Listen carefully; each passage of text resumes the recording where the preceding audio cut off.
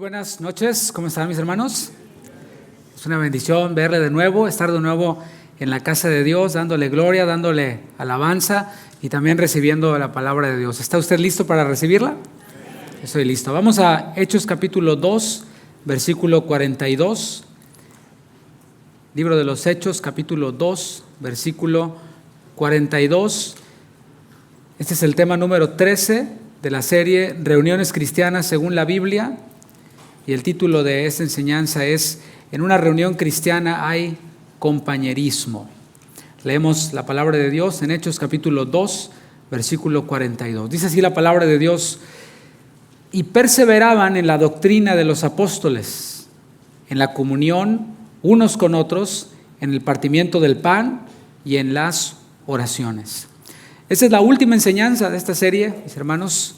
En esta serie hemos ido a la palabra para que veamos, o hemos visto, quiero decir, las cosas que podemos esperar que ocurran en nuestras reuniones cristianas, en una reunión como esta. Y aunque hay algunas cosas más que pudiéramos incluir, creo que con esto ha sido suficiente, hemos aprendido bastante. Y hoy vamos a ver un elemento que ocurre antes y después de nuestra reunión, cuando termina nuestra reunión de adoración y antes de que comience nuestra reunión de adoración, y es el compañerismo. Diga compañerismo.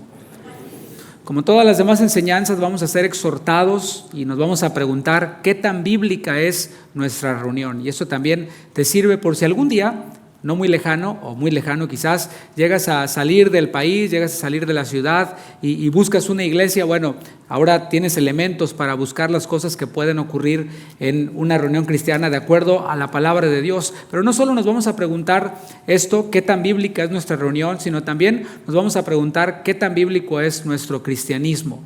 El pasaje que leímos al inicio se encuentra en el libro de los Hechos.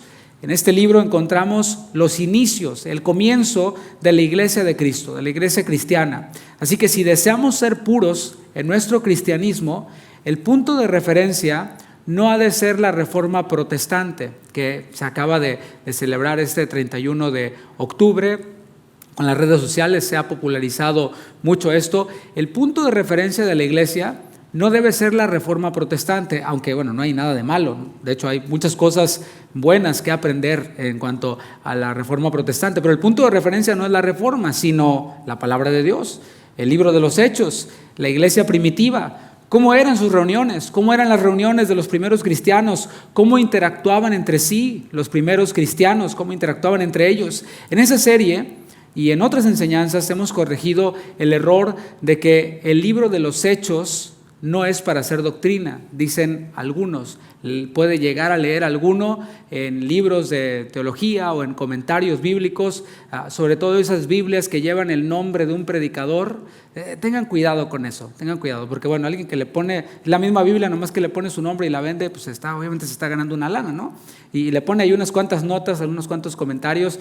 Muchos de ellos tienen que ver con esto, ¿no? Con el negar que el Espíritu Santo sigue actuando como lo hacía en la iglesia primitiva. Algunos dicen el libro de los Hechos no es para hacer doctrina, es un libro únicamente informativo. Sin embargo, Hechos, así como toda la Escritura, fue inspirado por Dios y por lo tanto es útil para enseñar. Y nosotros aprendemos del libro de los Hechos, no solo nos informamos. Primera de Timoteo 3:16 nos dice: toda la Escritura es útil para informar. No, si no es el periódico. Toda la Escritura es útil para enseñar, y de la Escritura nosotros aprendemos cómo es que debemos de hacer iglesia. En el libro de los Hechos, por cierto, el cual dicen algunos que no es para hacer doctrina, pues ahí encontramos nada más y nada menos, por poner solo un ejemplo, la doctrina de la ascensión.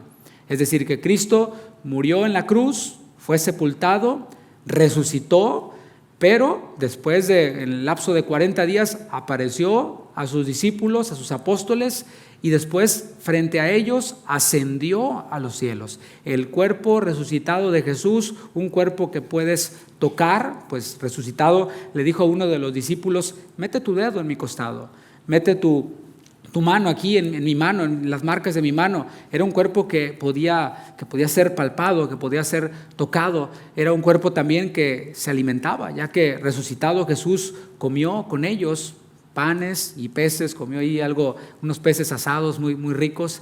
y no quiero darle a nadie hambre a esta hora de la noche, a lo mejor no ha cenado, pero bueno, Jesús comió con ellos y ese cuerpo físico pero transformado y resucitado ascendió, subió a los cielos. En eso creemos los cristianos, que el cuerpo físico de Jesús ascendió. Y esa doctrina, ¿sabe dónde está?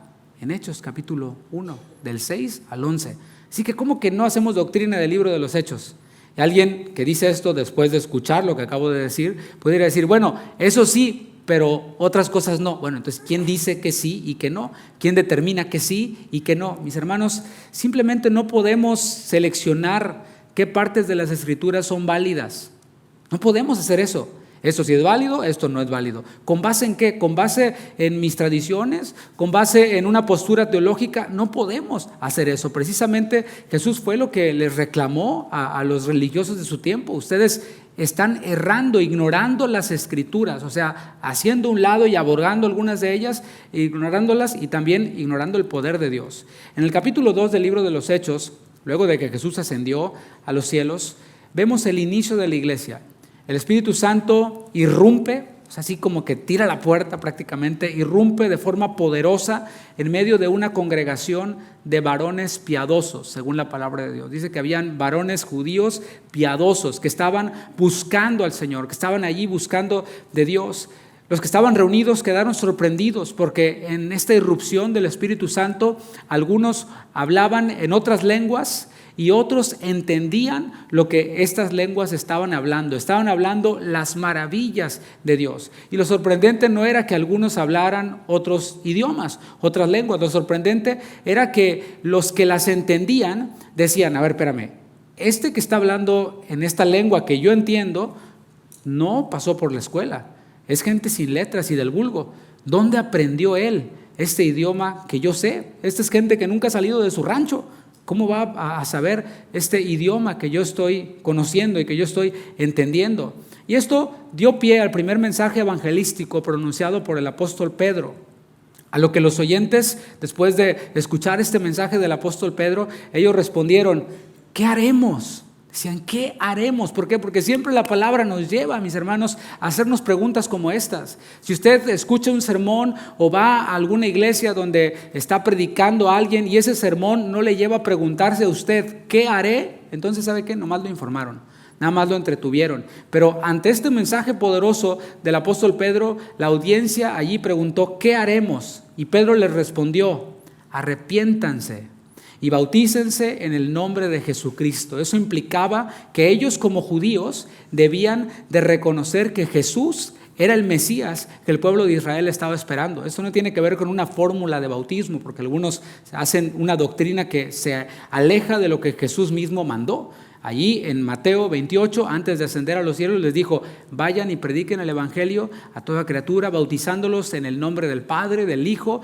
y del Espíritu Santo. Y luego Pedro les dice a ellos, bautícense en el nombre de Jesucristo. ¿Por qué? Porque eran judíos. Los judíos reconocían al Padre, por supuesto. Los judíos reconocían al Espíritu de Dios y lo reconocen. Pero el Mesías, a ver, espérame tantito. Si tú hablas todavía con un judío de pura cepa, te va a decir, el Mesías, Por eso Pedro les decía, bautícense en el nombre de Jesús, identifíquense con Él. Y si ustedes se bautizan, reconocen a Jesús, se identifican con Jesús como el Mesías, Él como el Mesías y ustedes como sus hijos, van a recibir al Espíritu Santo.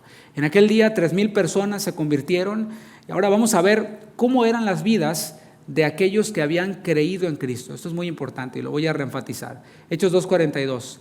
Y perseveraban en la doctrina de los apóstoles, en la comunión unos con otros, en el partimiento del pan y en las oraciones.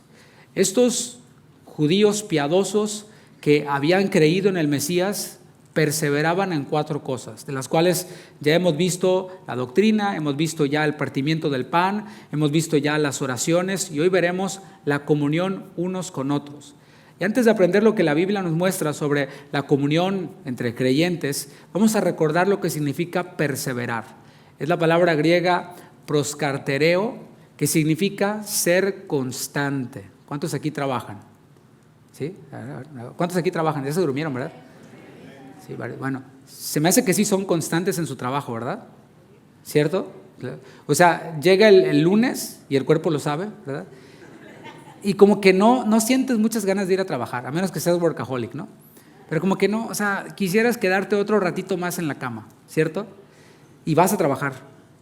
Y cuando te llega visita, tu familiar de México o de El Salvador, de Honduras, ¿qué le dices? Aquí aguántame tantito, voy a trabajar, regreso a las 4 o a las 5, etcétera. Pues por supuesto, si no pediste vacaciones en el trabajo, ¿no? Y si te enfermas, pero todavía puedes trabajar, como quiera vas, ¿no? A trabajar, a menos de que se te esté saliendo ahí las tripas por todos lados. Porque eres constante en tu trabajo. ¿Por qué? Porque hay un cheque, hay una retribución, hay un compromiso que se hizo con la compañía que te contrató, con el patrón que te contrató, y eres constante en el trabajo. Tu patrón, yo creo que no dice, ¿irá a venir hoy, Panchito? ¿Quién sabe? A lo mejor llega. Oye, ¿tú lo viste? ¿Sí llegó? Se me hace que sí. Mándale su cheque como quiera. No sé si vino o no vino, pero tú mándale el cheque como quiera. ¿Verdad que no? Mis hermanos, esto es solo por ilustrar un poquito lo que significa perseverar, ser constante. Podemos decir mucho de esa palabra, proscartereo, pero si la aplicamos al texto, podemos inferir que los primeros cristianos, o estos que estamos viendo aquí, número uno, primero creyeron en Jesús. Eso fue lo primero que hicieron. Creyeron en Jesús, se arrepintieron y creyeron en Él. Luego se bautizaron, o sea, se identificaron con el Mesías. Y luego fueron constantes. Primero creyeron, se bautizaron y luego fueron constantes en una nueva vida llena de nuevas actividades. Ahora oraban, ahora partían el pan, la cena del Señor, ahora también pues tenían comunión unos con otros. O sea, su vida cambió. Una nueva vida trae consigo nuevas actividades. Y no estamos hablando de que haya que perseverar para ser salvos. Por eso dice énfasis, primero creyeron, luego se bautizaron y luego perseveraron. No es primero persevero y luego soy salvo. Hay quienes lo enseñan así. Tienes que ir a la iglesia para ser salvo. Si no vas a la iglesia no eres salvo, vas a perder la salvación y cosas como estas. No.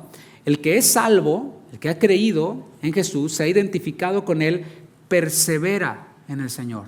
Persevera leyendo la palabra, meditando en la palabra, orando y en la comunión con otros creyentes, entiéndase, congregarse. Y ahí es en donde nos vamos a enfocar, en el buen hábito, en la buena costumbre de congregarnos. Podemos y debemos estudiar la palabra en lo individual y espero que tú lo hagas. Y si tú dices, pastor, no sé por dónde empezar, quisiera hacerlo, pero no sé cómo, o sea, abro la Biblia y empiezo a leer, fulanito engendró a sultanito y sultanito al otro sultanito y el otro sultanito, y ya cuando acuerdo ya me duele la cabeza de tantos nombres raros que estoy leyendo. Bueno, mira, no eres al único al que le pasa eso, a todos nos ha ocurrido, pero te voy a dar un tip. Todas las mañanas, si tú no estás en los grupos de la iglesia o del discipulado, enviamos un devocional. Varios hermanos aquí envían devocionales. Bueno, si tú quieres estudiar la palabra y leerla, lee el versículo que compartimos ahí. No solo lo leas, medita en él. Si puedes, estúdialo, es decir, lee el contexto anterior, lo que está después. Si tienes preguntas, anótalas y trata de meterte un poquito más. Mira, te aseguro que no vas a tener tiempo para andar viendo las novelas, hermana. No vas a tener tiempo para saber exactamente cuántas balas tiraron allá en la guerra de Israel, si fueron 358,000 o 359,000. No, o sea, vas a estar muy ocupado leyendo la palabra. Podemos y debemos estudiarla en lo individual. Podemos también orar y debemos orar en lo individual. ¿Sí? Cuando oramos por los alimentos, cuando te vas a acostar, cuando te levantas, separar un tiempo durante el día para orar. Tú dices, pastor, no tengo tiempo para orar. Ok, te voy a proponer algo. ¿Te dan 30 minutos de lonche en el trabajo? Sí, ok. Y si cambias tu hora de lonche o tus 30 minutos de lonche por 30 minutos de oración, mira, te va a hacer bien, porque dicen que eso de ayunar, el ayuno intermitente hace bien al cuerpo. A lo mejor pierdes unos kilitos, unas libritas de más. Pero además, el tiempo que no había ahora lo vas a tener, está allí, esos 30 minutos están allí y vas a ver cómo empieza tu vida espiritual a ir floreciendo. Las luchas las puedes enfrentar con más fuerza. Podemos también, decía, estudiar la palabra en lo individual, podemos orar en lo individual, pero desde el inicio de la iglesia vemos todo esto, la lectura de la palabra y también la oración en colectividad. Una colectividad es cuando hay más de una persona, 2 o más. Ya nos habla de una colectividad. Y hay que ser realistas. Para ser constantes en las reuniones, de eso estamos hablando, ser constante congregándome, para ser constantes en las reuniones de nuestra iglesia local, debemos de modificar nuestra agenda. Es necesario hacer eso. Yo sé que todos tenemos una agenda de actividades, todos tenemos cosas que hacer. Los varones piadosos judíos que asistieron a Pentecostés aquel día tenían actividades. De hecho, nosotros sabemos que los hebreos son gente de negocios, gente productiva. Bueno, esos varones que asistieron allí a Pentecostés estuvieron dispuestos a cambiar su agenda, a modificar su agenda. ¿Qué te parece? Y así es. Tenemos que estar dispuestos a modificar también nuestras actividades. O sea, no es si todos los astros se alinean, entonces voy. No es que, bueno, pues Señor, estoy muy ocupado, ¿por qué no le añades un día más a la semana? O sea, que en vez de ser 7 días, sean 8 días de la semana, y entonces sí, ya no modifico mi agenda y me congrego también. Tampoco vamos a pedirle al Señor que le añada horas a nuestro día. No, eso ya está, mis hermanos. Dios no va a cambiar los días de la semana ni las horas del día. ¿Quiénes son los que tenemos que modificar nuestra agenda? Nosotros. Debemos de administrar bien las horas que tenemos, los días que tenemos, las semanas que tenemos. Y eso requiere de un esfuerzo. Tan solo ponernos a pensar, ¿sí?, en nuestra agenda y qué vamos a mover, qué vamos a hacer a un lado, etcétera, requiere, pues sí, de un esfuerzo, pero sobre todo requiere de una decisión. Diga decisión. Claro, porque podemos querer, y algunos dicen que querer es poder, pero yo oigo a muchos que dicen que quieren, pero pues luego no pueden. Dicen que están dispuestos, pero no están disponibles. O sea, quieren servir a Dios. Estoy dispuesto, y cantamos, Señor, ¿cómo iba la canción? Te adoraré con todo mi corazón y que mi vida sea la melodía de adoración, etcétera. Y dice, sí, Señor, te voy a servir, estoy dispuesto. Hermano, tal día es este asunto en la iglesia, tal, tienes que llegar temprano, etcétera, etcétera. Ah, no, es que no puedo, no estoy disponible. Entonces, querer es poder. Bueno, eso es algo que debemos preguntarnos, ¿no? ¿Hasta cuándo hemos de perseverar? Es la pregunta. Y estoy hablando los hijos de Dios en lo que tiene que ver con congregarnos. ¿Hasta cuándo hemos de perseverar? Mateo 24:13. Fíjate lo que dice el Señor Jesús. Nos responde esta pregunta. Mateo 24, versículo 13. ¿Hasta cuándo hemos de perseverar? Dice Mateo 24:13. Mas el que persevere hasta el fin, este será salvo. O sea, esta perseverancia, mis hermanos, no es algo temporal. Tendemos a planear nuestras cosas a 5 años, ¿no? Compras un carro. A 30 años compras una casa. Sacas una tarjeta de crédito a 12 meses o a 24 meses. Como que nos ponemos plazos. Y espero que ese no sea tu caso también en lo que tiene que ver con la buena costumbre de congregarte y decir, pues voy a ir ahí por un año a ver qué pasa, ¿no? A ver qué sale, a ver cómo va el asunto. Le voy a echar ganas, Señor, por un año. Y en un año debes de responderme mi oración, porque pues voy a ir, ¿no? Cuando pueda, cuando no salga nada más importante que tú, entonces pues voy, ¿no? Cristiano, ¿hay algún cristiano aquí? ¿Sí? Congregarte no es una opción, es lo que yo veo en la Biblia. No es una opción, es el resultado de haberte identificado con Cristo. Y quiero de nuevo aclarar, no es que tienes que congregarte para ser salvo, no es que tienes que venir a todas las reuniones y no faltar a ninguna porque si no vas a perder la salvación. No estoy diciendo eso, estoy diciendo los cristianos primero creen, se identifican con Cristo y luego su vida cambia, su agenda cambia y se congregan. Si seguimos leyendo el libro de los Hechos, vamos a ver qué tan constantes eran estos varones judíos piadosos que creyeron en el Mesías y que se identificaron con el Mesías. Fíjate su nueva vida. Hechos 2:44. Hechos 2:44. ¿Qué tan constantes eran y cómo era su nueva vida? Dice Hechos 2:44. Todos los que habían creído estaban juntos, diga juntos, y tenían en común todas las cosas. Claro, ¿dónde comenzó todo? En que creyeron en el Mesías. Todos habían creído en el Mesías y tenían en común eso. Tenían en común que se habían identificado con el Mesías en el bautismo. Tenían en común las nuevas actividades que tenían, la nueva vida que tenían. Y vendían sus propiedades y sus bienes. ¿Ya para qué lo quiero?, decían ellos, ¿no? No estoy diciendo que eso vaya a ocurrir así. Pero decían, ¿ya para qué quiero mis cosas materiales? Tengo una nueva vida. ya no la necesito, el Mesías va a venir, va a volver, entonces ¿para qué quiero yo tantos terrenos y aquello y lo otro si el Señor ya va a venir? Así es como pensaban ellos. No sé en qué momento dejamos de pensar que el Señor como que ya se tardó, como que ya no viene, entonces sigámosle en los asuntos de esta vida, ¿no?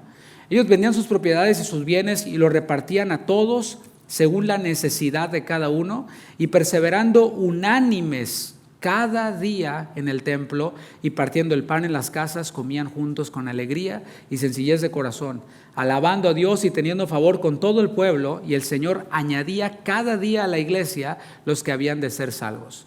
Los primeros cristianos eran constantes en la comunión unos con otros, es lo que estamos viendo. Y ese era el resultado de la comunión que tenían con Cristo. Esa palabra comunión es la palabra griega koinonía, que significa compañerismo. Fíjate de nuevo en el texto, Hechos 2:44. Dice todos. ¿Te fijas cómo no unos cuantos? Y algunos, a veces sí, a veces no. No, todos los que habían creído.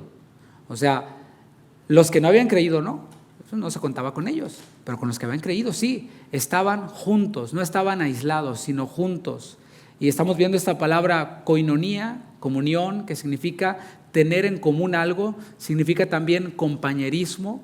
El origen de esta palabra tiene que ver con una sociedad, tiene que ver con una corporación, tiene que ver con una compañía. Por ejemplo, en Lucas 5:10, no vayas allí, en Lucas 5:10 aparece dos personajes, Jacobo y Juan, que eran hermanos, y ellos se dedicaban a la pesca.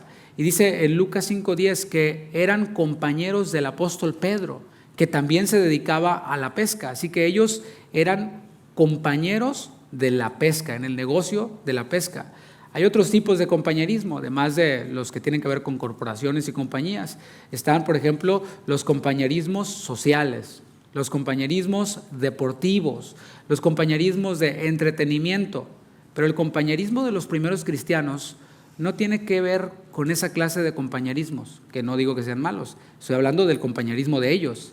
Había algo que les unía y era el evangelio que les fue predicado por Pablo aquel día de Pentecostés, por Pedro quiero decir, aquel día de Pentecostés. Por eso especifica en Hechos 2:44 que los que habían creído estaban juntos. Déjame te planteo esto. La naturaleza de un creyente es juntarse con otros creyentes. Esa es la naturaleza de un cristiano, juntarse con otros cristianos. Y cuando un cristiano está en su trabajo o en otro ámbito, puede percibir su espíritu que ya no encaja allí. ¿Te ha pasado? Como que ya no encajas. Antes te reías de los chistes de doble sentido que contaban en tu trabajo y hasta te aventabas unos también tú, los más groseros, los más obscenos si quieres. Pero después de que te encontraste con Cristo y Él te encontró a ti, creíste en Él, te identificaste con Él, te fue dada una nueva naturaleza, nos fue dada esta nueva naturaleza. Y cuando estamos en esos ámbitos, como que algo nos incomoda, ¿no te ha pasado? La música que escuchábamos antes, ya no la escuchamos igual. O sea, no quiere decir que el ritmo ya no nos guste, a lo mejor el ritmo nos sigue gustando, pero cuando les ponemos atención a las letras, que ahora sí lo hacemos, decimos, wow, o sea, cuánto descabezado hay en esta canción, cuánto destripado hay aquí, o sea, esto está terrible, ¿sí? Empezamos a ponerle atención y algo como que ya no encaja, como que lo rechazamos. Y es cuando viene y se empieza a notar. Y otros dicen, ay, sí, el cristianito. Y nos empiezan a hacer bullying y empiezan a burlarse de nosotros, etc. Pero si nosotros perseveramos, cuando ellos estén en problemas, van a venir con nosotros y nos van a decir, ¿puedes orar por mí? Porque yo sé que tú estás cerca de Dios. Así lo ven ellos, ¿no? Y hay una nueva vida en nosotros, hay una nueva naturaleza, la cual también, como decía, nos guía, nos lleva a juntarnos con otros creyentes. Según la Biblia, no se percibe un creyente que no se junta con otros creyentes. Aquí mismo en el libro de los Hechos, en el capítulo 5, vemos que en ese momento los cristianos tenían favor con el pueblo. O sea, el pueblo en general los veía como un buen movimiento, los veía como algo bueno. Sin embargo, los que no habían creído en Cristo, dice en Hechos 5, que no se atrevían a juntarse con los cristianos. No se atrevían. Debo insistir en que lo que nos une no es la edad, Eso no es lo que nos une. Aunque en esta congregación habemos gente joven relativamente. Ese es como el average. Y hay muchos jóvenes también. Pero lo que nos une no es la edad. Lo que nos une tampoco es la raza, que somos latinos. Aquí enfrente y en este mismo auditorio se reúnen hermanos de otra raza y son nuestros hermanos. Y yo me gozo, estamos esperando allí para que ellos terminen y entrar nosotros, y yo me estoy gozando con lo que está predicando el pastor y la manera en la que ellos alaban, la manera en la que ellos adoran.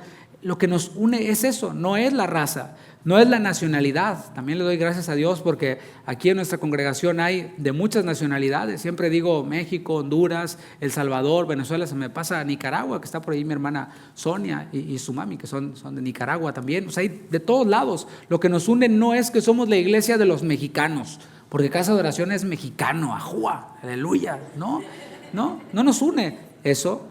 No nos une tampoco la posición económica. Eso es una iglesia de gente acomodada, claro. No, eso no es lo que nos une. No nos une tampoco el entretenimiento, que esta es la iglesia a la que le gusta tal o cual actividad de entretenimiento y eso es lo que nos une. No es así. La iglesia no es un club, aunque como dice un autor de un libro, no debería ser menos que eso. Lo que nos une, mis hermanos, es el evangelio. Eso fue lo que nos unió a la familia de Dios. Fue lo que nos convirtió en hermanos. Por eso nos llamamos hermanos. No nos llamamos hermanos porque así es más fácil y no nos tenemos que aprender el nombre del hermano, ¿verdad? Hola hermano, hola hermana, ¿cómo se llama? ¿Quién sabe? Hermano, así se llama, ¿no? Nos llamamos hermanos porque el evangelio nos unió en esa relación filial, familiar, de hermanos, porque tenemos un mismo Padre. Gálatas capítulo 3, versículo 28 afirma eso que yo te estoy diciendo, que no nos une ni la clase social, ni el entretenimiento, ni la raza. Lo que nos une es el evangelio. Dice Gálatas 3, 28, ya no hay judío ni griego. Esas eran las dos, digamos, culturas predominantes en ese tiempo, ¿no? Una comunidad judía y una comunidad gentil, o en este caso griega, ¿no? Ya no hay eso, dice el apóstol Pablo a los Gálatas. No hay esclavo ni libre. Y hay muchas similitudes en este tema de la esclavitud y la libertad en tiempos bíblicos, neotestamentarios, con lo que ocurre hoy. Dije similitudes en este país en el que estamos, que es un país en donde hay gente de todo el mundo, de muchas nacionalidades, y en donde también hay una inmigración, tanto documentada como indocumentada. Y obviamente las personas que tienen documentos tienen mejores oportunidades que las que no los tienen. Eso es una realidad en este país, aunque a veces hay sus honrosas excepciones. Las personas que dominan el idioma de este país, que es el español, digo el inglés, tienen mayores oportunidades que las que no.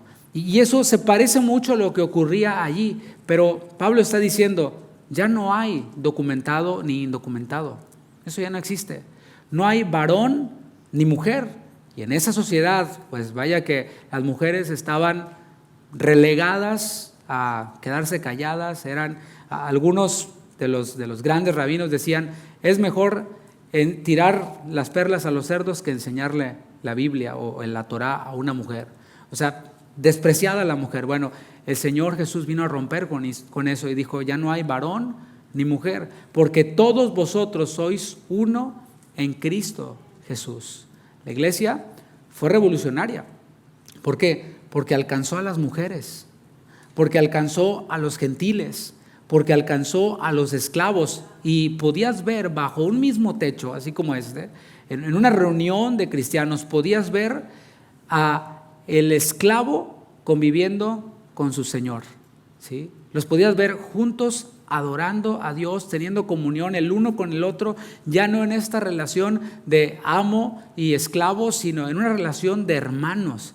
Y esto lo veía la gente de afuera y decía, ¿qué está pasando allí? El Señor, el amo, está tratando a su esclavo como si fuera su hermano. ¿Qué está pasando en ese lugar? Bueno, eso es lo que hace el evangelio, mis hermanos.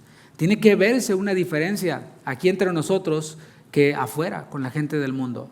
Afuera en el mundo hay distinciones, hay clasificaciones, hay discriminación, pero eso no debe de ocurrir en nosotros porque la Biblia no nos enseña eso, nos enseña todo lo contrario.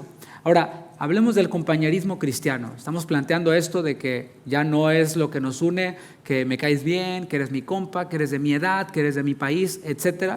Lo que nos une es Cristo. Ahora hablemos del compañerismo. El compañerismo tiene un propósito, el compañerismo cristiano tiene un propósito y es la edificación. Primero a los Corintios 10:31, porque la palabra de Dios nos dice que nosotros los que hemos creído en Jesús, los que tenemos una nueva vida, debemos de hacer estas cosas y hacer todo lo que hacemos para la gloria de Dios, para la gloria de Dios.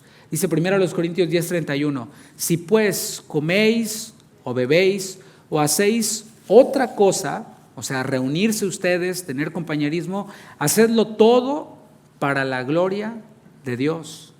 Cuando compartimos con nuestros hermanos, debemos de procurar la oportunidad para edificarnos. Debemos de procurarla, provocar la oportunidad para edificarnos, porque es muy fácil, mis hermanos, hablar de nuestros trabajos, y hay quienes salen de trabajar, pero no salen de trabajar. Siguen hablando del trabajo y hablando del trabajo y hablando del trabajo y son workaholics y se duermen soñando en el trabajo y se levantan en la mañana y no quieren ir a trabajar.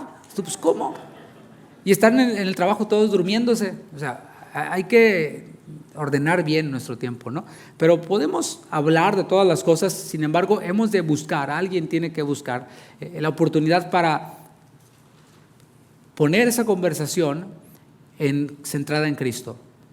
Centrar esa conversación en Cristo. ¿Cómo? Por ejemplo, testificando de lo que Dios ha hecho en nuestras vidas. Aquí ya vemos muchos hermanos, algunos nuevos, algunos nunca han cruzado palabra. Tú sabes que alguien está por allá, pero lo ves así de reojo y tienes temor de voltear, ¿no? Quieres hablar. Bueno, ¿por qué no tomar la iniciativa de voltear con ese hermano tuyo en Cristo y platicar con él y platicarle de tu testimonio, de lo que Dios ha hecho en tu vida, de cómo te salvó el Señor y preguntarle? Un poquito de lo que hacemos los miércoles en el servicio online es modelar eso. ¿Se fijan cómo cuando platico yo con otros pastores platicamos de eso? ¿Cómo te convertiste? ¿Cómo te llamó el Señor al ministerio? ¿Cómo está tu familia? Etcétera. Y bueno, a veces tenemos que cortar la plática porque se nos va ahí. Y eso que nada más está platicando el invitado. No me pongo a platicar yo todo mi testirollo porque sería aburrido, ¿no? Cada miércoles estarlo escuchando. Pero imagínate, tenemos mucho que hablar. Más allá, como digo, de estar hablando del trabajo y que el mofle del carro y que esto. Son las conversaciones cotidianas, ¿no? Cuando está un grupo de jóvenes, digamos, ¿de qué están hablando? De los sneakers, de los tenis, de los TikToks y esto, aquello. Los que ya están en los 40, 30 y 40, ¿no? Que el niño se me enfermó y que el doctor y que el seguro médico. De 45 para arriba ya es la pomada de esto, la pomada de aquello, me duele aquí, me duele acá. Está bien, se puede hablar de todo eso, se puede platicar de todo eso. Cuando están en la edad de los nunca, ¿no? Nunca me había dolido aquí, nunca me había dolido acá, etcétera, ¿no? Pero siempre hemos de direccionar nuestra conversación y hablar lo que nos edifica. No solo testificar lo que el Señor está haciendo en nuestras vidas, también está esta parte de escuchar las necesidades del otro. ¿Sí? Escuchar, porque todos tenemos necesidades. No creas que esta es la iglesia de los perfectos. Esta es la iglesia de la sana doctrina, en donde todos no tenemos ningún problema, en donde todos solo oramos y en lenguas y estamos en el Espíritu todo el tiempo. Y no. Aquí también tenemos problemas, aquí también tenemos necesidades, cada uno de nosotros, y escuchar nuestras necesidades. ¿Para qué? Para animarnos. También eso podemos hacer. Ánimo, hermano. El Señor va a obrar en tu vida, el Señor va a obrar en tu trabajo, en tu matrimonio, en la necesidad que tú tengas. Tú no te despegues del Señor, sigue adelante, animarnos, edificarnos unos a otros, glorifica a Dios. Leímos en 1 Corintios 10:31 que todo lo que hagamos, lo hagamos para la gloria de Dios. Y cuando los cristianos nos edificamos unos a otros, le glorificamos. ¿Por qué? Porque esa es su voluntad. Allí en 1 Corintios 10:31 dice, es un mandamiento, háganlo todo para la gloria de Dios. Dios está diciéndonos a sus hijos, todo lo que hagan, háganlo para la gloria de Dios. Y cuando tenemos comunión unos con otros, cuando nos edificamos, le glorificamos porque estamos haciendo su voluntad. Primera de Juan 1:7, lo voy a leer en una versión llamada Palabra de Dios para Todos, porque el compañerismo cristiano también contribuye con nuestra restauración. Es para edificación, pero también contribuye con nuestra restauración. Dice Primera de Juan 1:7, pero si continuamos viviendo en la luz, como Dios vive en la luz, tenemos comunión unos con otros, y la sangre de Jesús, su Hijo, continúa purificándonos de todo pecado. Hemos sido lavados de nuestros pecados. El Señor ha perdonado todos nuestros pecados. ¿Pero qué crees? Seguimos pecando. Seguimos errando en el blanco, que es lo que significa el concepto pecado, hamartia en griego.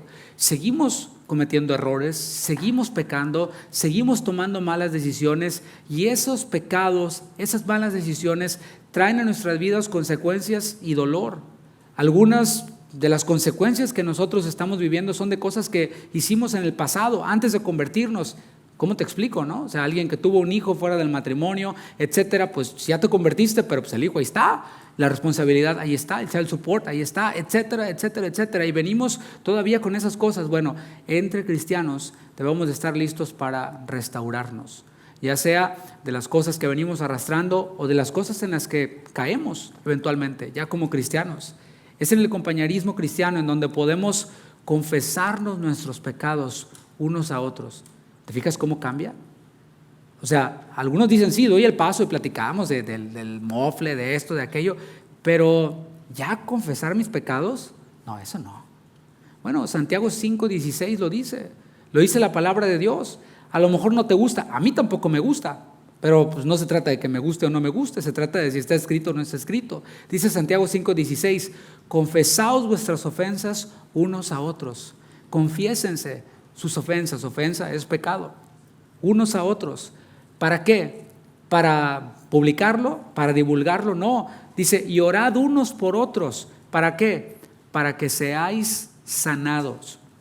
El pecado, mis hermanos, destruye. El pecado daña y nos daña a cada uno de nosotros. Cuando incluso no queriendo pecar, pecamos, ese pecado nos hace daño, nos destruye. Bueno, la iglesia, el compañerismo cristiano tiene este propósito de que podamos sanarnos unos a otros, sanarnos de los pecados que hemos cometido, sanarnos de las heridas que esos pecados han dejado en nosotros. La oración eficaz del justo puede mucho, dice la última parte del versículo. Y esto de confesarnos nuestros pecados unos a otros no tiene el propósito únicamente de desahogarnos.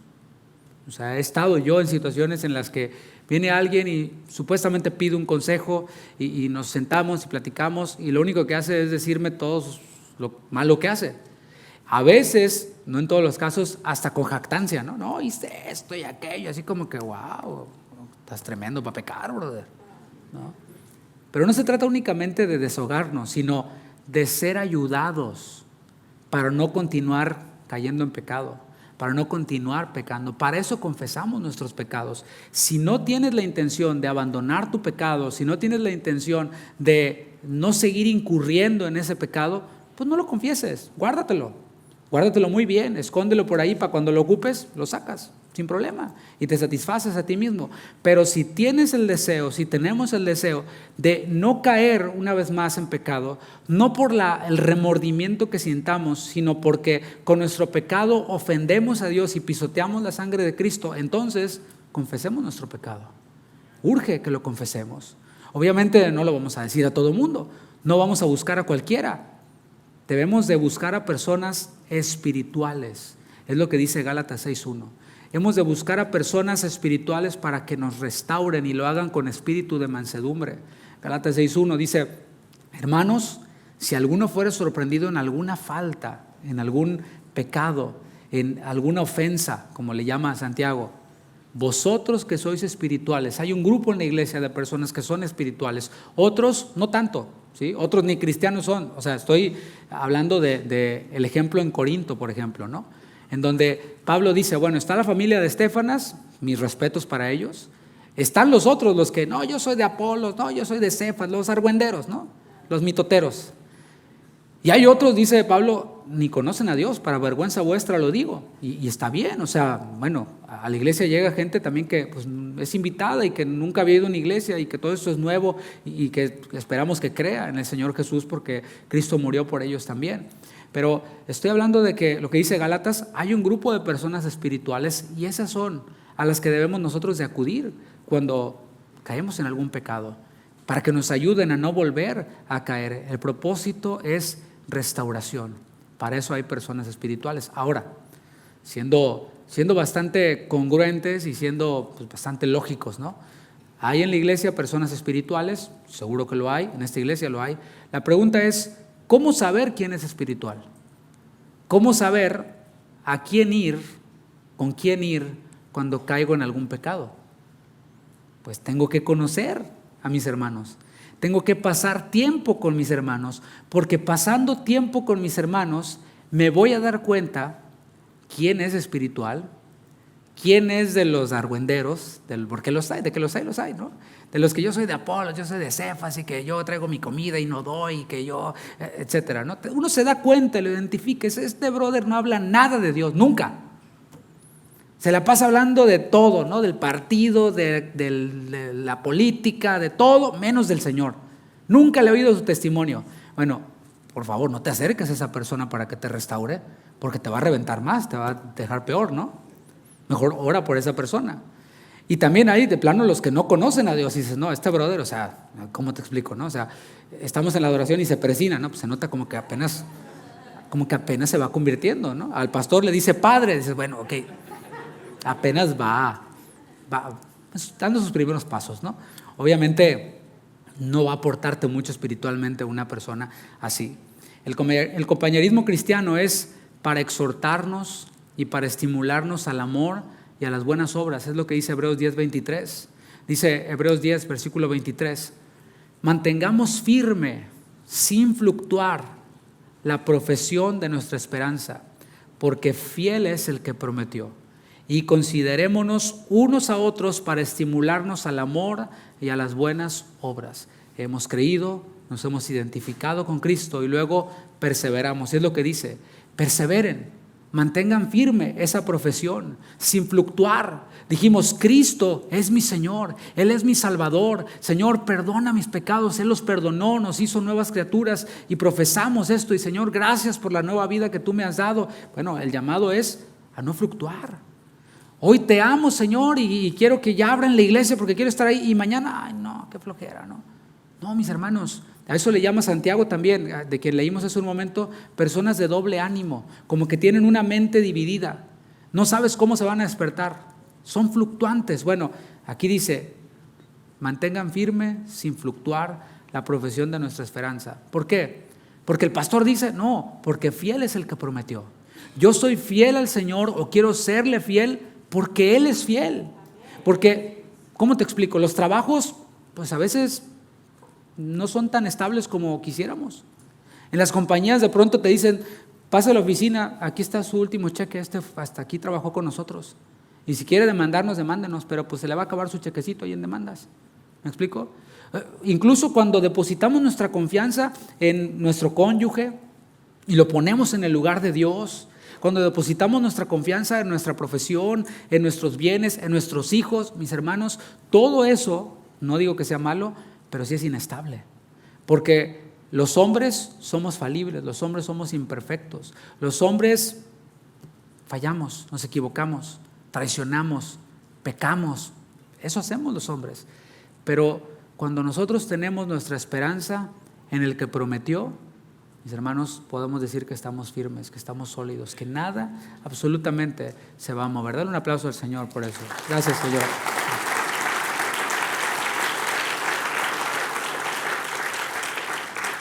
Él es fiel, seamos fieles. ¿Cómo? Dice el versículo 24. Práctica la palabra de Dios. Considerémonos unos a otros para estimularnos al amor y a las buenas obras. Pero si no soy firme, si soy fluctuante, ¿cómo voy a considerar a mi hermano? Ni se va a acordar de mí, porque vengo un domingo y 3 no.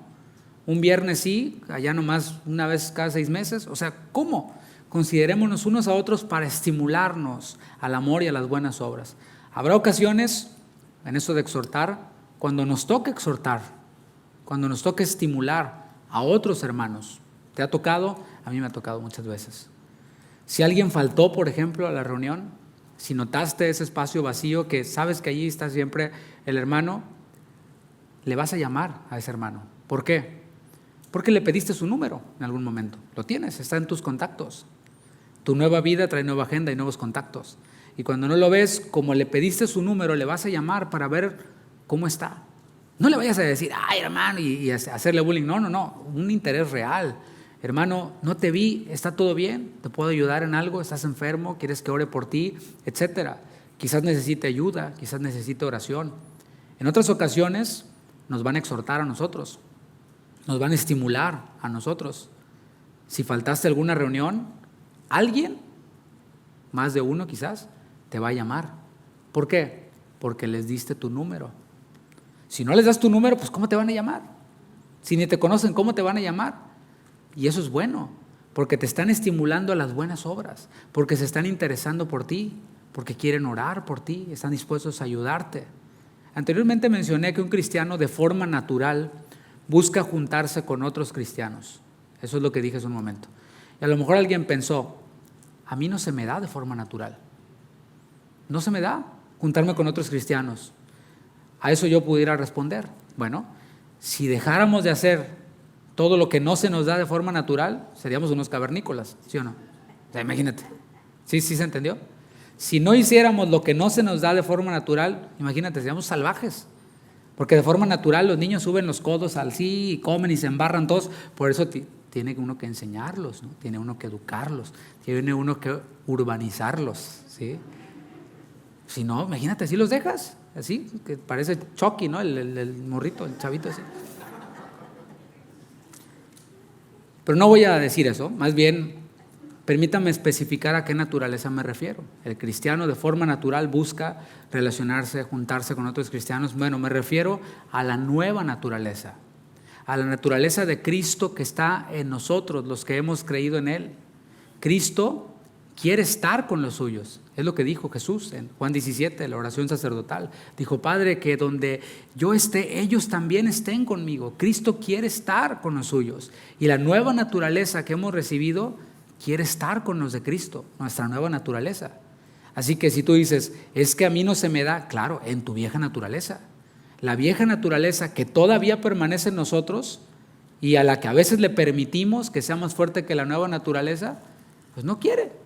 Lo que quiere es ir a hacer lo suyo. Lo que quiere es desafanarse. Ya cumplí, ya, y se tardaron un montón, ya me quiero ir. No quiero hablar con nadie. Por eso la palabra de Dios nos manda a que hagamos morir lo terrenal en nosotros. Lo terrenal es eso, pensar en mí, es no juntarme, no se me da, no se me acerquen. Eso es pero la palabra dice que hagamos morir eso. Lo terrenal es lo que se opone a la palabra de Dios. ¿Sí lo estamos viendo? La palabra de Dios dice que un cristiano, alguien que ha creído, que se ha identificado en Cristo, tiene comunión con sus hermanos y nos manda, ¿no? No dejando de congregarse. Y vamos a ver un poquito más de versículos al respecto. Eso dice la palabra. Y mi naturaleza caída se opone. Bueno, aquí el asunto es de que yo debo de hacer morir lo terrenal en mí. Mi naturaleza terrenal piensa, yo soy solitario. Es que a mí me da pena. ¿Y si no me aceptan? ¿Y si no encajo? ¿Y si me traicionan como en la otra iglesia? Todo eso no es más que egoísmo, porque la palabra de Dios sigue diciendo eso. Y esas preguntas y esas posibilidades no anulan la palabra de Dios. La palabra nos manda a hacer morir eso. Y cuando vengan esos pensamientos, bueno, hablémonos a nosotros mismos. Lo hizo el salmista, alma mía, alaba a Jehová, ¿no? O sea, no estoy diciendo nada raro. Pero podemos pensar internamente. La nueva naturaleza, hablándole a la vieja naturaleza. A ver, fulanito, tu nombre. Tú ya estás muerto. Tu vida está escondida con Cristo en Dios. Así que acércate, saluda, preséntate, make it happen. Hazlo suceder. Es la nueva naturaleza gringa, ¿verdad? Así se hace, mis hermanos. No pensemos que tiene que bajar un ángel del cielo, una luz y decir, hoy va a ser el día en el que vas a saludar a los hermanos y no vas a sentir qué te está pasando y tu mano se va a mover hacia la mano del hermano. No, hermanos, no es así. We need to make it happen. Tenemos que hacerlo suceder. Tenemos que dar el paso. Pero no lo haces con tus fuerzas, sino con el Espíritu de Dios. Romanos 8:13 dice, porque si vivís conforme a la carne, moriréis. Mas si por el Espíritu haces morir las obras de la carne, viviréis. Pastor, ya tengo 10 años en la iglesia, o 7, 5 años en la iglesia, y nunca me he relacionado con nadie. Bueno, es hora de hacer morir lo terrenal. Es hora de ya no moverte en tus fuerzas, sino que por el Espíritu hagas morir las obras de la carne y puedas obedecer la palabra de Dios.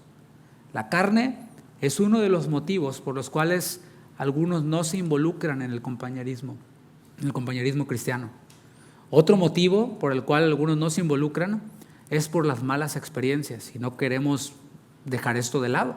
Algunos es porque simplemente no han dejado que la nueva naturaleza venza a la carne, pero otros han sido víctimas quizás, han experimentado malos ratos con pastores o líderes, con hermanos en otras iglesias.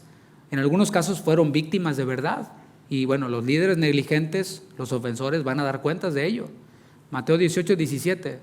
Fíjate lo que dice la palabra de Dios, porque a lo mejor tú fuiste víctima de alguien que te hizo daño en una iglesia. Bueno, dice Mateo 18, ay del mundo por los tropiezos. Tú dijiste, es que eso que me ocurrió me hizo tropezar y por eso ahora yo ya no quiero tener compañerismo con otros cristianos porque eso me dolió mucho, me hicieron tropezar. Dice Jesús, ay del mundo por los tropiezos, porque es necesario que vengan tropiezos, pero ay de aquel hombre por quien viene el tropiezo.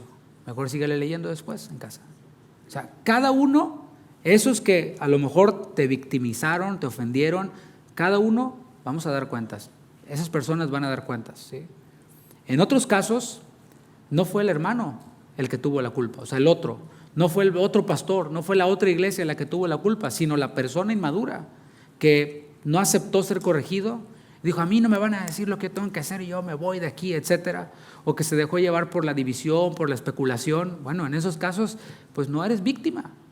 O sea, no, también hay que asumir responsabilidades. Cualquiera que haya sido el caso, el Señor lo permitió. Ya está hecho. Y el Señor lo permitió y tiene un propósito, porque Él es especialista en hacer de algo podrido, de algo feo, de hacer cosas gloriosas, de hacer cosas maravillosas. Y Él lo permitió con un propósito. ¿Sabes cuál es? Formar el carácter de Cristo en nosotros. Dios permite esas malas experiencias, sea que haya sido la víctima o sea que haya sido parte del problema.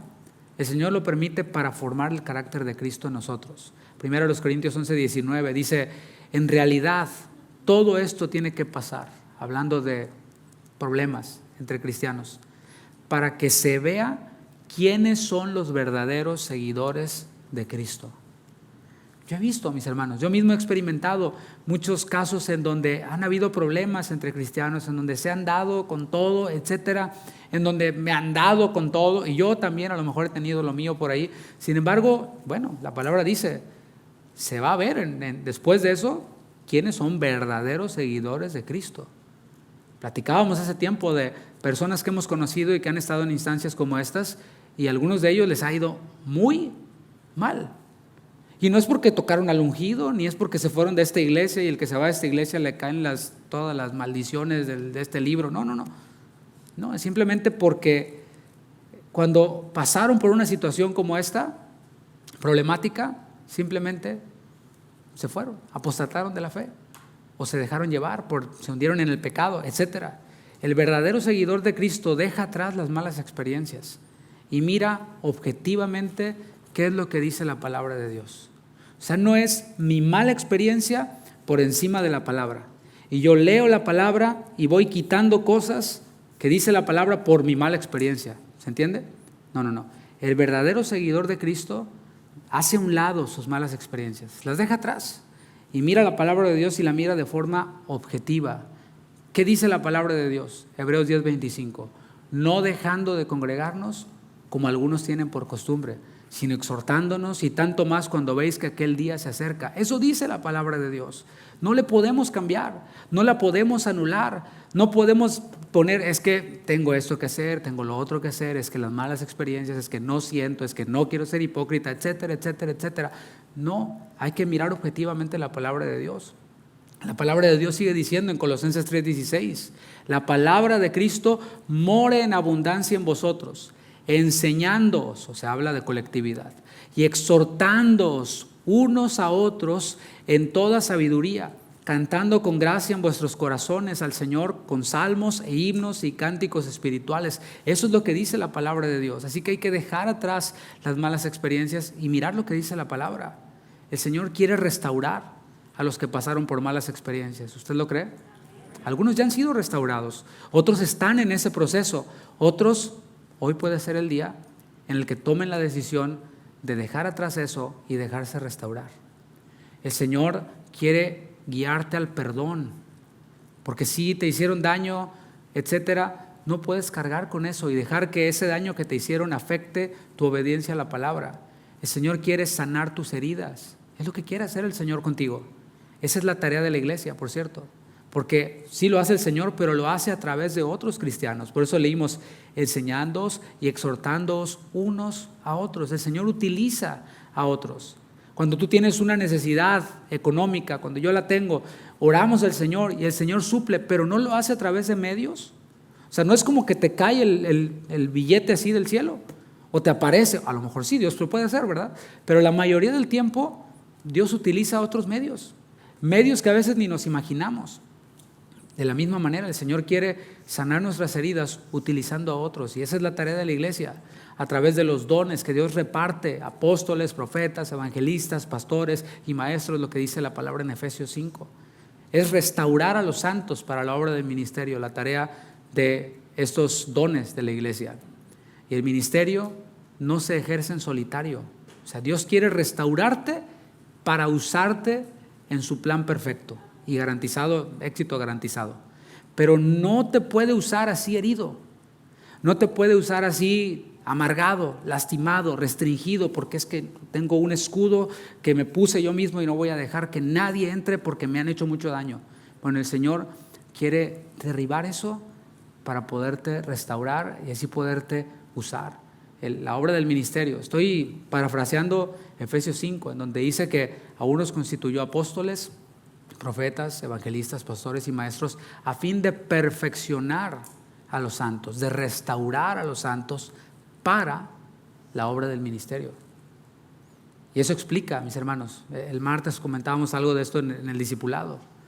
¿Cómo puede ser disciplinado un miembro de una iglesia que no está sirviendo? Y dices tú, bueno, sí, disciplina es restauración, pero un miembro de una iglesia debería estar sirviendo. ¿Me explico? A lo mejor, no hace falta, pero no tiene, pues, si no hay necesidad, pues la inventamos. Pero la naturaleza de un cristiano es servir, porque como decían por allá en mis tiempos, el que no sirve, no sirve. O sea, esa es nuestra naturaleza. ¿Te fijas? Y no me la estoy inventando. Dice, a fin de perfeccionar a los santos, restaurarlos para la obra del ministerio. Y la obra del ministerio no se hace en solitario. Acuérdate que Jesús mandó a sus discípulos, cada quien por su lado, no, de 2 en 2. Vayan, de 2 en 2, no vayan solos. Se hace en comunidad y después regresaban a rendirle cuentas al Señor. Así que es mi responsabilidad ayudar a las personas a que salgan del anonimato. Aquí nosotros no vamos con eso, de verdad. Y no es una crítica destructiva. No. Estoy hablando de uno a uno, sabiendo las caras de todos. Ustedes saben que nosotros no vamos con eso. Este no es el lugar para permanecer en el anonimato. Ese es el lugar en donde somos restaurados, porque es lo que dice la palabra. Permanecer en el anonimato puede funcionar en el cine, puede funcionar en el supermercado, en donde, bueno, te vas, hermana, toda desarreglada, ni te conocen, ¿verdad? Porque tienes un montón de filtros en tus redes sociales, pues cuando vas, nadie te conoce, pasas desapercibida. También los hombres los usamos, todos los filtros, ¿no? El punto es que el Señor quiere sacarnos del anonimato, y esa es nuestra responsabilidad, sacarlos del anonimato sacar a los que están aletargados, sacarlos de ese letargo espiritual, de ese cristianismo a la medida que a veces nosotros mismos nos confeccionamos. Y es que somos expertos en customizar nuestro cristianismo. Es decir, bueno, ahí dice que me congregue, pero como a mí me han hecho mucho daño, como yo tengo un temperamento más tímido, como yo esto, entonces a mí no me aplica. Dios conoce mi corazón. Sí, que sí sabe que es engañoso y perfecto. Y perverso, perdón, no perfecto, perverso. ¿Sí? El Señor lo sabe. Por esto nos coloca en una comunidad de creyentes. Entonces hacemos nuestro cristianismo a la medida y decimos, bueno, pues yo le voy a hacer así como yo crea, al fin que yo soy el consentido del Señor. El Señor hace excepciones conmigo, porque mira yo qué lindo soy, qué bonito soy, cómo me quiero, jamás me podré olvidar. ¿Sí? Es necesario, mis hermanos, dejarnos restaurar. O sea, aquí hay un pastor, un liderazgo, una iglesia, un grupo de hermanos espirituales que desean que los que llegan salgan del anonimato, pero es necesario que nos dejemos restaurar, porque si no, puedes estar en la mejor iglesia, puedes tener al mejor pastor, que este sí, no lo es, pero puedes tener al mejor pastor, pero si no te dejas restaurar, vas a quedar en las mismas. Y yo creo que muchos ya estamos hartos de tener un año de cristiano repetido por 20. O sea, no hay crecimiento espiritual. Fuimos buenos para identificar lo que en nuestras iglesias pasadas no había, falta esto, etcétera, no hay palabra, no hay esto, no hay aquello. Bueno, ¿y tú cuándo vas a cambiar, mi hermano? O sea, no, si yo, este es falso profeta, este predica falsa doctrina, aquí no hay esto, aquí no hay, pero nuestras vidas siguen iguales. No estamos dispuestos a hacer cambios, no estamos dispuestos a modificar nuestra agenda, no estamos dispuestos a dejar ir cosas, a dejar pasar oportunidades. De eso estoy hablando, mis hermanos. O sea, hay oportunidades que nosotros dejamos pasar, oportunidades de éxito que dejamos pasar cuando le decimos que sí al Señor. Yo sé que esto choca con la enseñanza de algunos lugares en donde no, es el éxito. O sea, no desaproveches, genera las oportunidades para que seas un emprendedor y un hombre de éxito, etcétera. Pero yo leo la palabra y Jesús dice, ¿de qué le sirve al hombre ser exitoso? ¿De qué le sirve ganar todo el mundo si pierde su alma? Entonces hay que ser congruentes con el mensaje de Cristo. Sí, dejarlo todo. Uno de los discípulos le dijo a Jesús, nosotros lo hemos dejado todo por ti, Señor. Y Jesús le dijo, sí, y ¿sabes qué? En mi reino vas a tener muchas bendiciones espirituales, muchas casas, muchos hermanos, todo en el ámbito espiritual, por todo aquello que dejaste. De eso se trata, mis hermanos. No sé de qué otra manera decirlo. Pudiera decir algo de lo que yo mismo he experimentado, y no como jactancia, sino como un ejemplo de que Dios honra.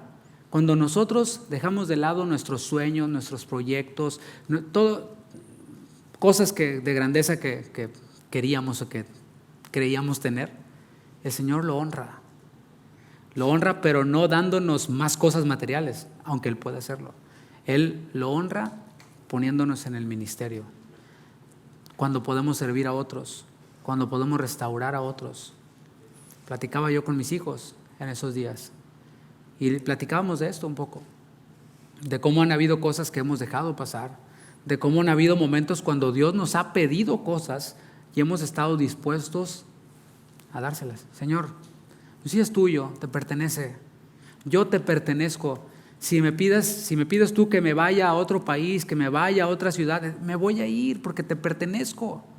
Y el Señor nos ha dicho que nada más estaba probando tu corazón, así como Abraham con Isaac, ¿no? Pero cuando nosotros estamos dispuestos a entregarle todo al Señor, el Señor, mis hermanos, bendice. Y podemos decir nosotros, nuestra familia, que estamos bendecidos. No es jactancia, de nuevo. Vemos las bendiciones de Dios en nuestra vida, pero no ha sido porque nos ungieron a alguien o porque encontramos la fórmula mágica. No, porque han habido decisiones que se han tomado. Se han dejado pasar cosas, se han cambiado agendas, se han hecho cosas que otros a lo mejor dicen, ¿qué te pasa? ¿Por qué haces eso? Porque el Señor me dijo, porque el Señor lo dice en su palabra. Para concluir, veamos en la palabra cuál es el espíritu o la actitud con la que se debe practicar el compañerismo cristiano. Dice Romanos capítulo 16, versículo 16. Vamos a ver solo ese versículo para terminar. Yo ya me pasé del tiempo, pero vamos a verlo como quiera. Romanos 16, 16. saludaos los unos a los otros con ósculo santo. Os saludan todas las iglesias de Cristo. Y esto es un mandamiento. Dice, salúdense, saludaos los unos a los otros con ósculo santo. Por si decías, no, a ver, pastor, enséñame en la Biblia dónde dice que tengo que quedarme a saludar a los hermanos. Pues ahí está. Saludaos los unos a los otros con ósculo santo. No es un mandamiento que se cumple una vez y se olvida. No. La idea que nos comunica es que cada vez que nos reunamos, saludemos a los hermanos. La palabra saludar, aspasomai en griego significa, fíjate, es bien interesante el significado de esta palabra aspasomai. Significa atraer a uno. ¿Conoces a personas así? Que te saludan así y te atraen, ¿no? O sea, te jalan y vente, hermano. Bueno, eso es saludar. O sea, ese es el concepto bíblico de saludar. No es así de, no, es vente, hermano. Se atrae al hermano, ¿no? No se trata de esperar a que me saluden. Pues aquí me voy a quedar. A ver quién me saluda. Nadie me saludó. Me voy, aquí no hay amor. Sí. No se trata de eso. No. Hay ocasiones cuando llega alguien nuevo y pasa por al lado de otro y no le saluda. Y se enoja o se desanima. O sea, aquel que no te saludó, pues a lo mejor era nuevo. ¿Me explico? Y pues también anda igual de perdido que tú, los dos perdidos, ¿no? Uno nuevo, el otro nuevo, se ven, no se saludan, se ofende el uno con el otro y se van, ¿no? Hemos de pensar eso, mis hermanos, que algo puede estar pasando en la vida de nuestro hermano, a lo mejor es nuevo, o a lo mejor tiene algún problema, etcétera. Pero lo que nos hace, el llamado que nos hace el Señor aquí es saluden, atraigan, atrae al otro hacia ti. El texto dice, atraigan al otro, pero dice unos a otros, es decir, hay que dejar también que el otro te atraiga. O sea, tú lo atraes y también el otro también, flojito y cooperando, ¿no? O sea, hay que, en vez de estirar cada uno hacia afuera, hay que empujar hacia adentro, jalar hacia adentro. El texto bíblico dice que se haga con ósculo santo. Saludaos los unos a los otros con ósculo santo. ¿Qué es ósculo? Ósculo es un beso. En algunas culturas, aquí hay algunos de esa cultura, como los argentinos, etcétera, que eso es aceptado, ¿sí? El beso incluso entre hombres, hombre con hombre. En mi país, mujer con hombre, hombre con mujer, es aceptado, aunque ya últimamente no tanto, ¿no? Pero lo relevante no es el beso como tal. O sea, si alguno ya estaba aquí, mejor sabe que, nos vemos, pastor, me voy de esta iglesia. Porque eso de raspar la barba con el otro hermano como que no es lo mío, no me late, ¿no? Bueno, lo relevante no es el beso, sino es la actitud, la actitud. O sea, mira, se puede dar un beso con mala actitud. O sea, un hombre con una mujer con un hombre con una mala actitud, usted sabe, ¿no? O con una actitud perversa, malvada, como Judas. ¿No entregó Judas con un beso a Jesús? Bueno, se puede, pero la actitud debe ser filial, una actitud cálida. Puede que no haya el beso, está bien, ¿sí? Pero que la actitud del saludo sea una actitud cálida, amable, era lo que los primeros cristianos transmitían en Hechos 2:42.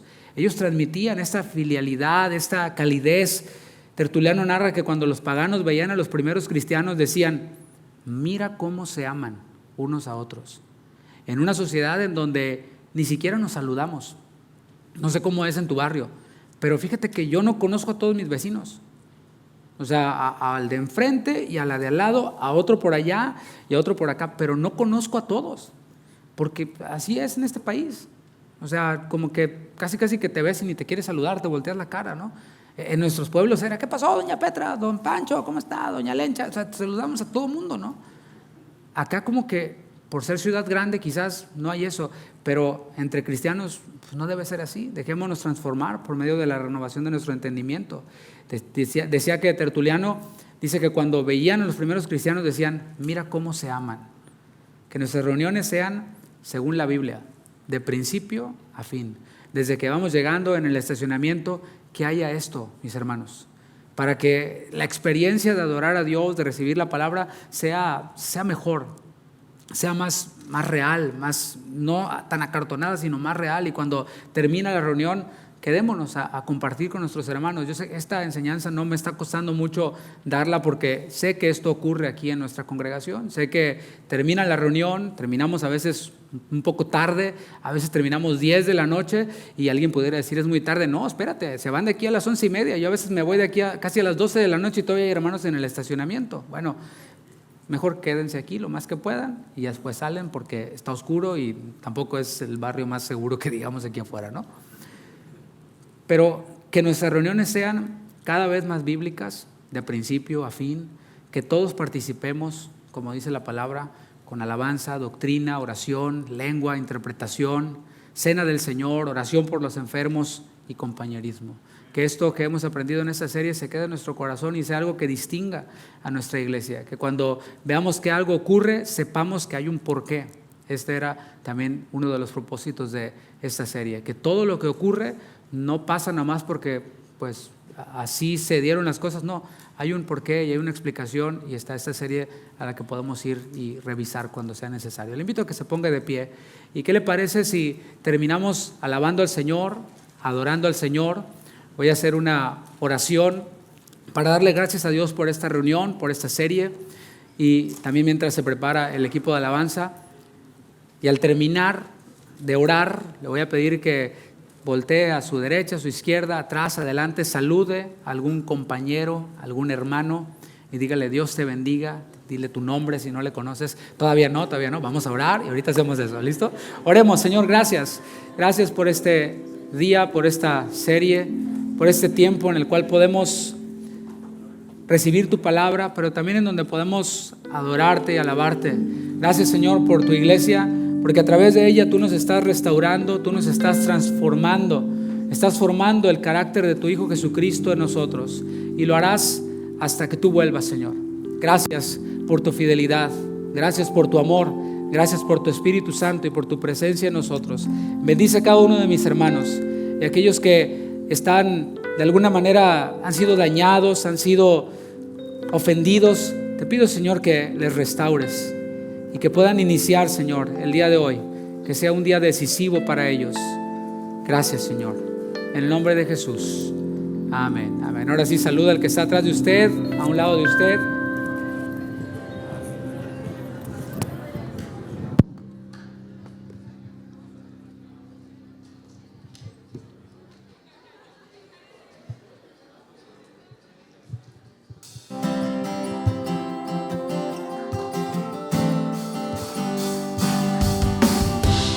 Vamos a seguir alabando al Señor, pidiéndole esto, que el amor que yo tenga con mi hermano no sea fingido.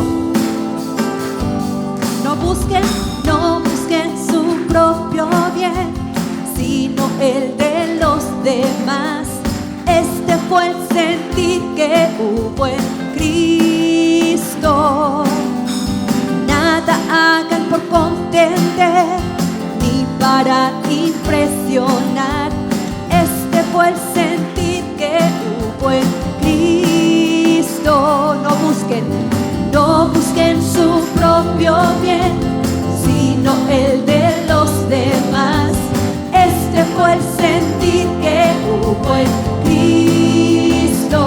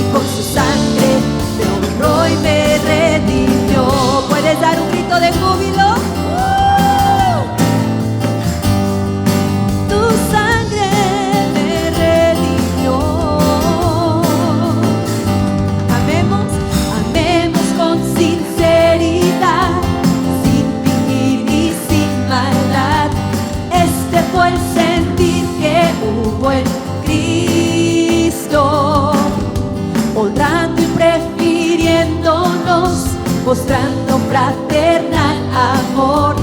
Este fue el sentir que hubo en Cristo. Amemos, amemos con sinceridad, sin fingir y sin maldad. Este fue el sentir que hubo en Cristo, honrando y prefiriéndonos, mostrando fraternal amor. Este fue el sentir que hubo en Cristo.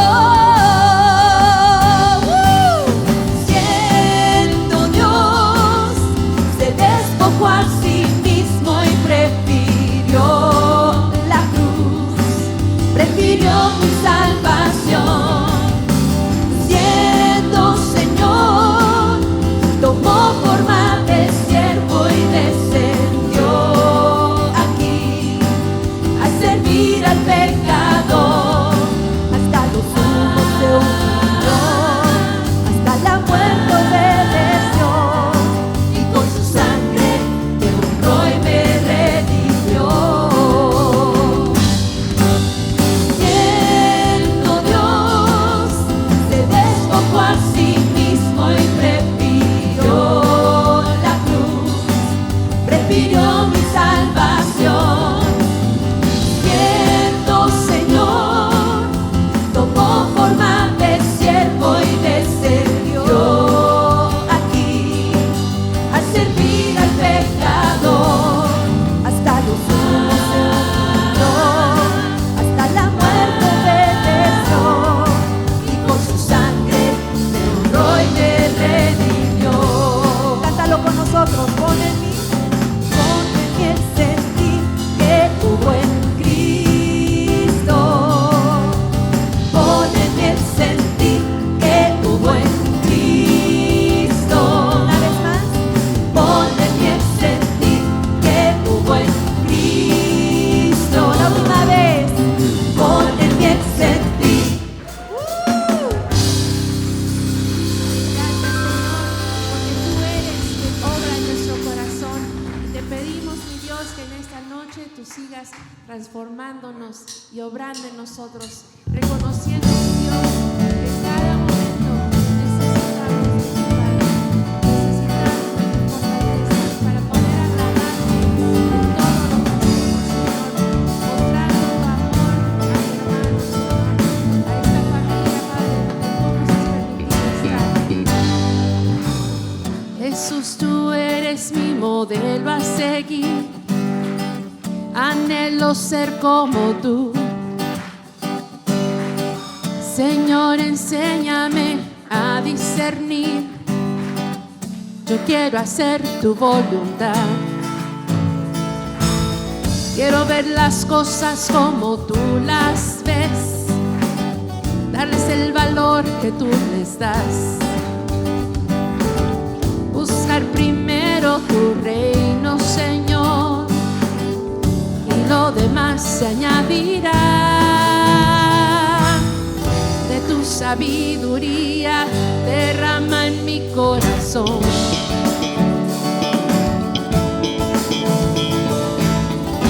Que tu espíritu me guíe, mi Dios.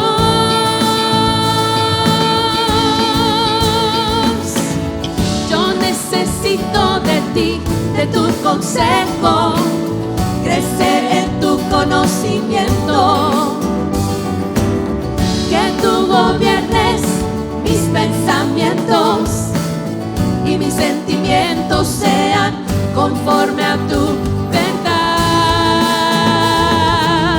Yo necesito de ti, de tu consejo, crecer en tu conocimiento.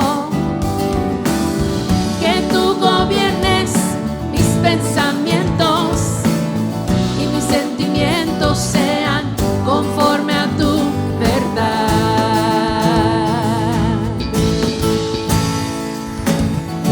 Gracias, mi Dios, por tu palabra, que es vida y que es verdad, y que si nos apegamos a ella, Señor, seguiremos creciendo en ti.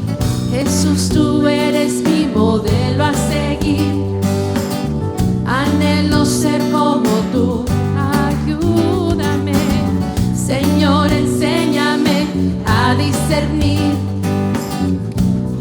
hacer tu voluntad.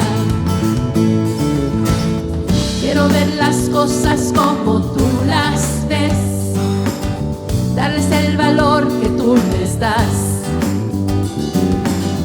Buscar primero tu reino, Señor, y lo demás se añadirá. De tu sabiduría derrama en mi corazón. Te necesito, Padre, que tu espíritu me guíe, mi Dios.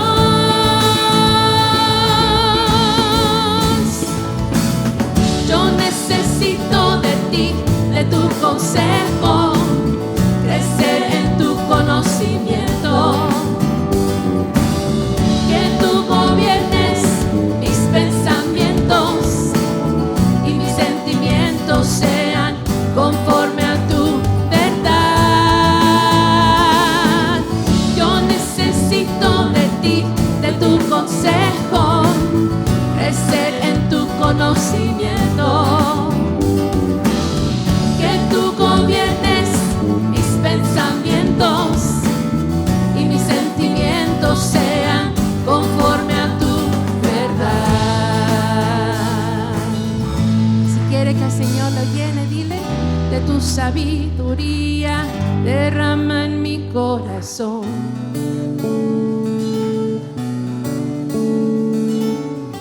De tu sabiduría derrama en mi corazón.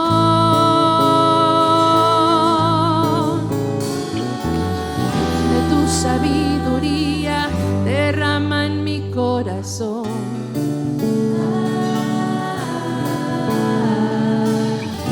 Que tu espíritu me guíe, mi Dios.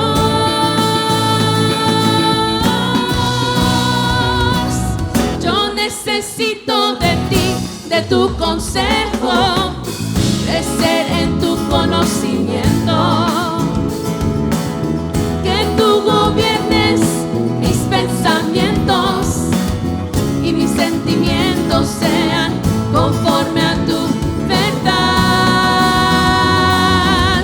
Yo necesito de ti, de tu consejo, crecer en tu conocimiento. Que tú gobiernes mis pensamientos y mis sentimientos sean conforme a tu verdad.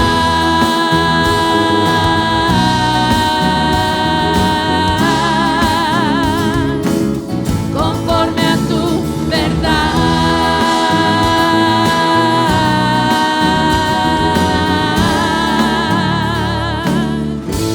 Gracias, mi Dios, por tu palabra. Es verdad. Gracias, Jesús. A ver, ¿cuántos están cansados? Ah, qué bueno, porque hace rato cantábamos que Él renueva nuestras fuerzas, que Él da fuerza al que está cansado. Así es que si está cansado, alma mía, bendice al Señor. Estamos alegres por su salvación. Él es nuestro castillo y nuestro sustento. Pueden darle un fuerte aplauso al Señor y vamos a cantar. Yo me alegré con los que decían: vamos a la casa de Dios.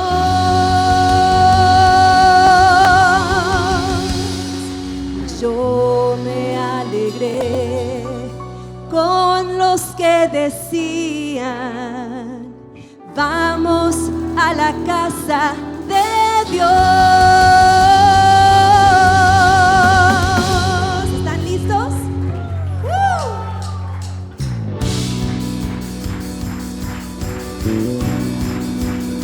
Pueblo, te honra y te alaba. Escucho tu voz. Yo me alegré con los que decían: vamos a la casa de Dios. Yo me alegré con los que decían: vamos a la casa de Dios. Yo me alegré con los que decían: vamos a la casa de Dios. Yo me alegré con los que decían: vamos a la casa de Dios. Nuestros pies están en Jerusalén,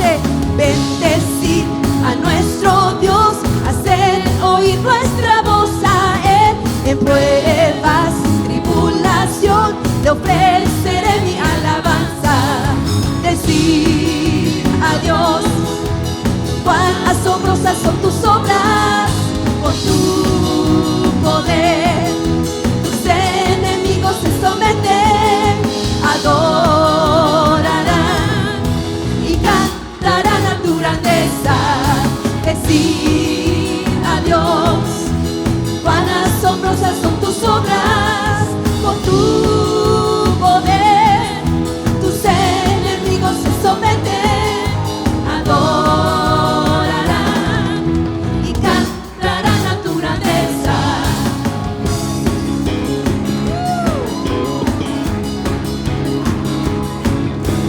Bendecid a nuestro Dios, hacer oír nuestra voz a Él en pruebas, tribulación, te ofreceré mi alabanza. Bendecid a nuestro Dios, hacer oír nuestra voz a Él en pruebas, tribulación, te ofreceré mi alabanza. Decid a Dios, cuán asombrosas son tus obras, por tu poder, tus enemigos se someten, adorarán y cantarán a tu grandeza. Decid a Dios, cuán asombrosas son tus obras, por tu poder, tus enemigos se someten, adorarán y cantarán a tu grandeza, y cantarán a tu grandeza, y cantarán a tu grandeza. Recibe nuestra alabanza, Señor. Es para ti. En todo momento nuestro corazón se regocija y canta al Dios vivo.